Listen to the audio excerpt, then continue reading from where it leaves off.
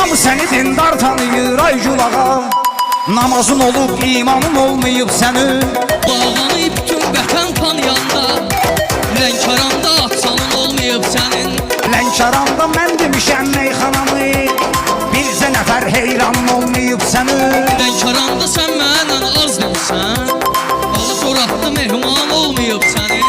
Lənkəranda çox demisən sən mənə, yenə də rüfət qurban olmayıb sənin. O vaxt səni ilə deyəndə cavan idin, bu qədər şöhrət şanın olmayıb sənin. Onun bunun səhvini üzünə vurursan, güya həyatdan öqsan olmayıb sənin. Sən heç kim də gəlmədi söhbətivə, dərdin olub dərmanın olmayıb sənin. Cavanlığından bəri sən taxtaydın, indiyə neycən canın olmayıb sənin. Coğrafya rüffət hörmətlə yanaş, rəqibin olub